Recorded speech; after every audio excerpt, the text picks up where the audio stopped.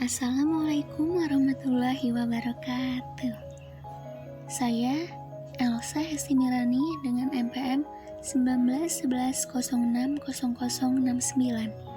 dosen pengampu Ibu Rizky Nipsi Ramdini, MSI. Di sini saya akan menjelaskan tentang sistem peredaran darah pada AFES. Yang pertama, saya akan menjelaskan tentang pengertian sistem peredaran darah dan komponennya. Apa sih sistem peredaran darah itu? Sistem peredaran darah atau sistem kardiovaskular adalah suatu sistem organ yang berfungsi memindahkan zat dari sel. Sistem ini juga menolong stabilitas suhu dan pH tubuh dan merupakan bagian dari homeostasis.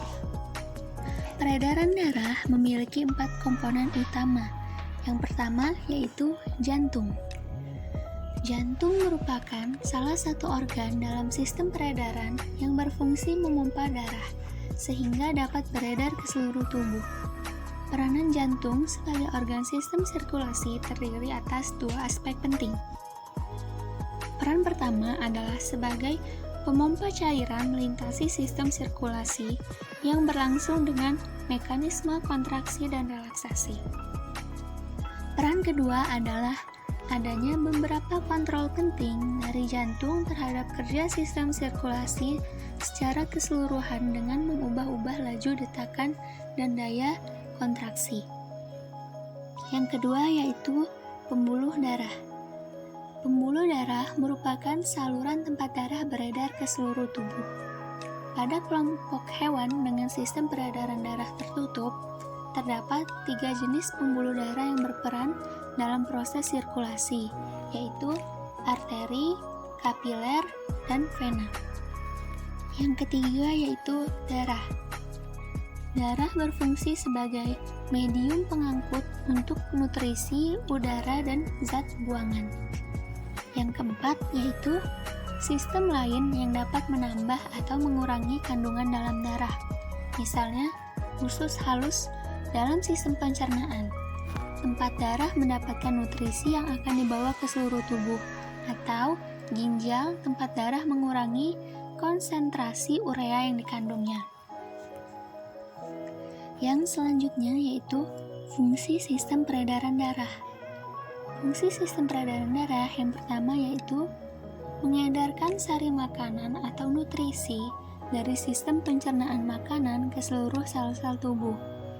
Yang kedua, transportasi oksigen dari paru-paru ke sel-sel seluruh tubuh dan transportasi karbon dioksida dari sel-sel seluruh tubuh ke paru-paru. Yang ketiga, mengangkut zat buangan atau sisa metabolisme dan substansi beracun menuju hati untuk didetoksifikasi atau dinetralkan ke ginjal untuk dibuang. Yang keempat yaitu pengangkutan hormon dari kelenjar endokrin ke sel-sel atau jaringan target. Yang kelima yaitu membantu keseimbangan asam basa cairan tubuh. Yang keenam, mengatur suhu tubuh melalui aliran darah. Yang ketujuh, mencegah hilangnya darah melalui mekanisme pembekuan darah. Dan yang terakhir, melindungi tubuh dari bakteri dan virus dengan mensirkulasikan antibodi dan sel darah putih. Selanjutnya yaitu struktur organ-organ penyusun sistem peredaran darah AFES. Sistem peredaran darah pada AFES terdiri dari organ-organ peredaran darah yang menjalankan fungsinya. Organ peredaran darahnya terdiri dari jantung, pembuluh darah, yang terdiri dari arteri, arteriol, kapiler, venula, dan vena. Yang ketiga yaitu darah. Yang pertama, jantung. Jantung berbentuk kerucut dan terdiri dari 4 ruang, yaitu serambi kanan atau atrium dexter. Berfungsi menerima darah kotor yang kaya akan karbon dioksida dari seluruh tubuh yang kemudian menuju atrium sinister. Atrium sinister itu merupakan serambi kiri yang berfungsi menerima darah bersih yang kaya akan oksigen dari paru-paru yang kemudian dipompa ke bilik kiri. Yang ketiga yaitu bilik kanan atau ventricle dexter. Berfungsi memompa darah kotor yang kaya akan karbon dioksida ke paru-paru. Yang keempat yaitu bilik kiri atau ventricle sinister yang berfungsi untuk memompa darah bersih yang kaya akan oksigen ke seluruh tubuh. Yang selanjutnya yaitu pembuluh darah. Pembuluh darah ini terbagi menjadi 3, yaitu pembuluh darah arteri atau nadi, pembuluh darah kapiler, dan pembuluh darah vena. Yang pertama yaitu pembuluh darah arteri atau nadi. Berfungsi mengedarkan darah bersih atau darah yang kaya akan oksigen ke bagian-bagian tubuh. Pembuluh darah arteri ini terbagi menjadi 2, yaitu aorta dan arteri pulmonalis. Aorta adalah pembuluh arteri yang mengedarkan darah bersih ke seluruh tubuh, sedangkan arteri pulmonalis adalah arteri yang membawa darah kotor menuju paru-paru. Selanjutnya, pembuluh kapiler. Pembuluh kapiler berperan menghubungkan pembuluh nadi dan pembuluh balik. Yang ketiga yaitu pembuluh vena atau balik. Berfungsi sebagai pengedar darah kotor atau kaya karbon dioksida kembali ke jantung. Vena terbagi menjadi 3, yaitu vena cava atau vena paling besar. Berfungsi membawa darah kaya karbon dioksida dari seluruh tubuh. Terdiri dari vena cava superior, yaitu pembuluh vena yang membawa darah dari tubuh bagian atas, dan vena cava inferior adalah pembuluh yang membawa darah dari tubuh bagian bawah. Yang kedua yaitu vena pulmonalis, berfungsi membawa darah kaya oksigen dari paru-paru ke jantung atau serambi kanan. Kemudian terdapat venula. Venula adalah pembuluh balik paling kecil. Selanjutnya yaitu darah. Yang pertama ada sel darah merah atau eritrosit. Sel darah merah akan mengikat oksigen dari paru-paru, kemudian menyebarkannya ke seluruh tubuh hewan. Yang kedua yaitu sel darah putih, dinamakan juga sebagai leukosit, yaitu cairan darah yang berfungsi untuk memperkuat sistem imun dan melawan benda-benda asing dari luar tubuh hewan yang dapat mengganggu kesehatan hewan. Yang ketiga yaitu keping-keping darah atau trombosit. Di dalam trombosit terdapat enzim trombokinase yang berperan dalam pembekuan darah. Yang keempat yaitu plasma darah, tersusun atas protein, air, hormon, senyawa organik maupun anorganik. Fungsi dari plasma darah yaitu untuk mengedarkan sari-sari makanan. Selanjutnya yaitu mekanisme peredaran darah AVS.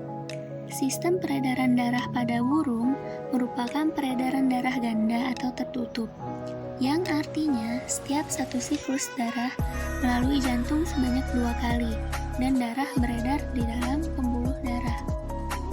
Jadi, darah mengalir sebanyak 2 kali, yaitu saat peredaran darah kecil dari jantung, paru-paru ke jantung lagi, dan peredaran darah besar dari jantung seluruh tubuh ke jantung. Selanjutnya yaitu urutan peredaran darah pada burung. Yang pertama itu darah yang kaya karbon dioksida yang berasal dari seluruh tubuh mengalir ke jantung pada atrium kanan, lalu ke ventrikel kanan. Dari ventrikel kanan, darah dipompa menuju paru-paru melalui arteri pulmonalis. Dari paru-paru, darah yang kaya oksigen mengalir menuju atrium kiri melalui ventrium kiri untuk dipompa melalui aorta. Dari aorta, darah yang kaya oksigen akan diedarkan ke seluruh tubuh. Darah mengandung karbon dioksida dari kapiler jaringan tubuh akan dialirkan kembali ke atrium kanan jantung.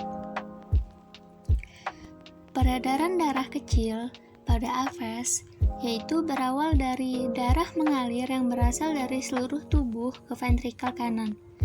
Kandungan karbon dioksida pada jantung dipompa menuju paru-paru melalui arteri pulmonalis untuk melepaskan karbon dioksida pada darah dan mengikat oksigen.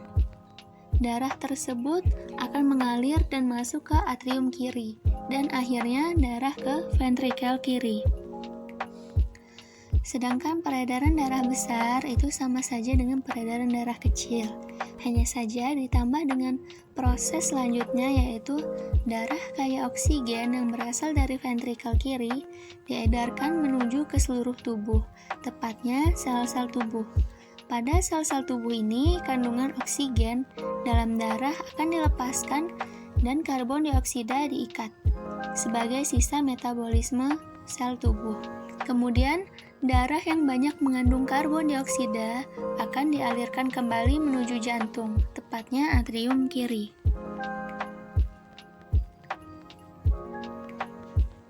Selanjutnya yaitu kesimpulan. Jadi kesimpulannya, sistem peredaran darah atau sistem kardiovaskular adalah suatu sistem organ yang berfungsi memindahkan zat dari sel. Pada burung, ruang jantung sama dengan mamalia yaitu 2 atrium dan 2 ventrikel yang memiliki sekat pemisah yang sempurna. Sistem peredaran darah pada burung merupakan peredaran darah ganda dan tertutup.